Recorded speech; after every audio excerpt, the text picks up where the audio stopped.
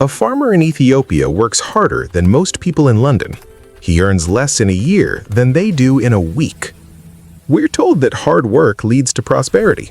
Work hard, save money, build a better life. It's a nice story, and for a lot of people, it's mostly true. But here's the uncomfortable part. Some of the hardest working people on the planet live in the poorest countries. They wake up before sunrise. They work 12, 14-hour days. They save what little they can. And after decades of this, they're still poor. Not because they're lazy, not because they lack ambition, but because the game they're playing has different rules. So why do poor countries stay poor even when the people in them do everything right? The answer isn't what most people think, and it starts with a crop that changed the world. Spoiler alert, not in a good way. Chapter 1. The Colonial Setup. Let's go back about 200 years. Europe is industrializing. Factories are popping up, cities are growing, and all of this needs something. Raw materials. Cotton, sugar, rubber, coffee, metals. Europe doesn't have enough of these things, but Africa, Asia, and Latin America do. So European powers colonize these regions, set up extraction systems, and ship everything back home. Here's where it gets interesting. The colonies aren't just producing raw materials, they're being locked into producing only raw materials. If you're in India, you grow cotton, but you don't get to build textile factories. Those stay in Britain. You export the cotton, Britain makes the clothes and sells them back to you at a markup. This isn't trade. This is a one-way ticket to economic dependency. And when these countries finally gain independence in the mid-20th century, they inherit economies designed to serve someone else. No infrastructure for manufacturing, no industrial base, just farms and mines. Sounds like a great foundation for prosperity. It wasn't. Fast forward to today. Many of these countries are still exporting raw materials: oil, copper, cocoa, coffee beans. And here's the problem with that. Commodities are volatile. One year, oil's $100 a barrel. The next year, it's $40. Your entire economy just lost 60% of its value because some traders in New York got nervous. Compare that to a country that manufactures finished goods. If you make smartphones and the price of silicon chips drops, you benefit. Your costs go down. You still sell the phone for the same price. You make more profit. But if you mine the silicon, you just lost money. You're at the mercy of the market. This is called the resource curse. Countries rich in natural resources often grow slower than countries without them, because instead of building industries, they dig holes in the ground and hope the price stays high. Yes, people actually believed this was a shortcut. Chapter 3. The Debt Spiral. Alright, so you're a poor country trying to develop. You need roads, schools, hospitals, power plants, but you don't have the money, so you borrow. The World Bank and IMF are happy to lend, but the loans come with conditions. Structural adjustment programs, they're called.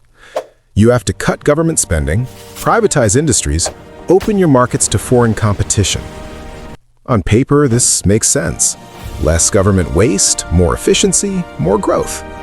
In reality, it often doesn't work. You cut spending on healthcare and education because you're paying back loans. You open your markets and cheap foreign goods flood in, destroying local businesses before they can compete. Your economy shrinks. You borrow more to cover the gap. The debt grows. And here's the kicker. The countries that lent you the money, they didn't follow these rules when they were developing. Britain didn't open its markets during the Industrial Revolution. America didn't privatize everything in the 19th century. They protected their industries until they were strong enough to compete.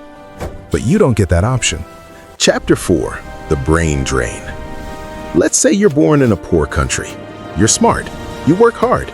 You get into a good university. You study medicine or engineering or computer science. Now you have a choice. Stay in your country, where hospitals lack equipment and salaries are low, or move to Europe, America, or the Gulf, where you'll earn 10 times as much and send money back home. Most people leave, and you can't blame them.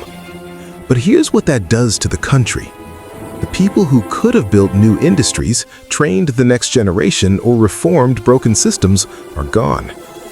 The The country invested in their education, and someone else gets the return. It's not just a loss of talent, it's a loss of potential. Every doctor who leaves is one less person fixing the healthcare system. Every engineer who leaves is one less person building infrastructure. The country stays stuck. Chapter 5. The Institutions Problem. Here's the thing most people miss. Poverty isn't just about money. It's about systems. In a wealthy country, if you start a business, you can register it online in a few hours. You can enforce contracts in court. You can access credit. Property rights are clear. Corruption is relatively low. In a poor country, starting a business might take months. You need permits from 6 different offices. Each one expects a bribe. There's no reliable electricity, no functioning legal system. If someone steals from you, good luck getting justice. This isn't a small problem. It's the problem. Because without strong institutions, investment doesn't flow in. Businesses don't grow. Innovation stalls. And weak institutions are hard to fix, because the people who benefit from the current system, the officials taking bribes, the elites monopolizing industries, they have no incentive to change it. Which brings us to the real reason poor countries stay poor. It's not that people in poor countries don't work hard. They do, often harder than anyone else. It's that they're working within systems designed to extract value, not create it. Systems that prioritize short-term resource extraction over long-term growth. Systems that saddle them with debt and conditions they didn't choose. Systems where the most talented people have to leave to succeed. Hard work matters, but it's not enough when the structure is broken. South Korea was one of the poorest countries in the world in the 1950s. Today, it's one of the richest.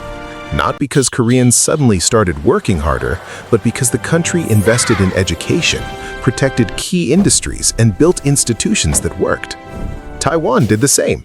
So did Singapore. The difference wasn't effort, it was strategy. So why do poor countries stay poor? Because escaping poverty isn't just about working harder, it's about changing the rules of the game. And those rules weren't written by the people playing. Some countries have managed to break out. Others are still trying. A few have given up. Which raises a bigger question. If we know what works, why isn't everyone doing it? Maybe the answer is simpler than we think, and a lot more uncomfortable.